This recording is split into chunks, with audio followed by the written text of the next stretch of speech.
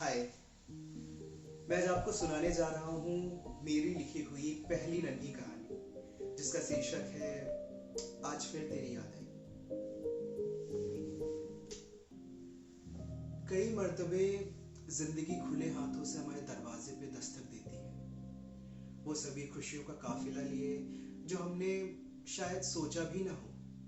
लेकिन पुरानी बातों के साए और अतीत के अनुभव हमारे पैरों को कैसे जकड़ लेते हैं ना, फिर चाहते हुए भी ना दरवाजा खुल पाता है और ना हम कभी खुशियों को अपना पाते हैं। वही बातें हमारे लिए महज फांसी का फंदा बनकर रह जाती हैं, जिससे बस घुटन का एहसास होता है। पर हम जिंदगी भर दूसरों को दोष देते हैं, मानो कचरे का ढेर हमने खड़ा खुद किया हो, और जब बदबू आने लगे तो हम नाक बंद करके उस सड़े गले कचरे को कोसने लगते हैं।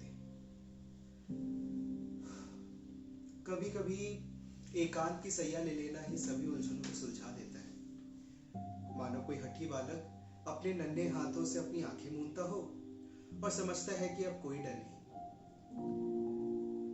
दुनिया के बराबर चलने से बेहतर है कभी कभार ठहर जाना और थोड़ा आराम करना, फिर आगे जो होगा सब बेहतर ही होगा। दुनिया आगे जरूर निकलेगी और तुम्हें कुछ पल के लिए असहज भी लगेगा, पर नए लोग साथ आएंगे और नए बेहतर साथ की तलाश हो पाएगी। चिड़ियों की चहचहाहट ने द्रविड़ को एकदम से गहरी सोच से बाहर निकाल फेंका। बालकनी में खड़ा द्रविड़ रेलिंग पे रखा कॉफी मग उठाता है और ठंडी हो रखी कॉफी को एक घूंट में ही गले के नीचे उतारकर कमरे के अंदर आ जाता है। इस कमरे में बालकनी ही वो जरिया थी जिससे द्रविड़ का बाहरी दुनिया से नाता अभी भी थोड़ा मोड़ा बरकरार था।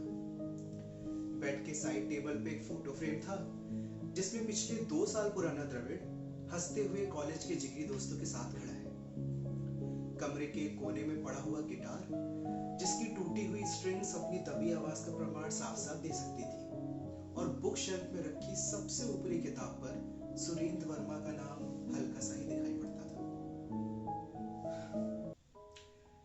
भोपाल से लखनऊ, लखनऊ से फिर दिल्ली और फिर पुणे, शहर बदलते रहे पर कुछ बातें हमेशा वैसी ही रही। कॉर्पोरेट जॉब द्रविड़ को सुकून भरी जिंदगी तब तक देती जब तक वो ऑफिस में 9 से 6 काम में लगा रहता, पर शाम को जब कमरे पे लौटता तो मानो खुद को ओवरथिंकिंग में जकड़ा हुआ पाता। पीजी के तीसरे माले की बालकनी में खड़े होकर द्रविड़ रोज सुबह ठंडी हवा को अपने अंदर देर तक भरता है और फिर नहा धोकर फॉर्मल कपड़े पहनकर निकल पड़ता है सुकून की तलाश में। जैसे आज ही की बात ले लो, जब बाल बनाकर आईने में खुद को देखा तो ना जाने क्यों उसकी कही एक लाइन याद आ गई, ये चश्मा हर वक्त मत लगाया करो, बिना चश्मे के ज्यादा अच्छे लगते हो। सच्ची है, कभी कभी चश्मा उतारकर सब धुंधला देखना, सब कुछ साफ साफ दिखने से अपने मन के सुकून के खातिर कहीं ज्यादा अच्छा रहता है, नहीं? और शायद द्रविड़ हर रोज ये बात याद करके आगे बढ़ता है और जीवन में खुशियों का वो दीपक ढूंढता है जिसकी रोशनी से सारे अंधेरे मिट जाएंगे। बस इतनी सी थी आज की ये नन्ही कहानी, जो कि मेरी लिखी हुई पहली कहानी है। आशा करता हूँ कि आपको ये पसंद आई होगी और शायद आप इससे रिलेटेबल भी फील कर रहे होंगे। और अगर आपको ये सच में पसंद आई है तो प्लीज़ अपने थॉट्स एंड ओपिनियंस आप मेरे साथ शेयर कर सकते हैं कमेंट सेक्शन में। एंड मिलते हैं किसी नेक्स्ट पोस्ट में किसी नई कहानी, कविता या किसी मेरी लिखी हुई चीज़ के साथ। Thank you.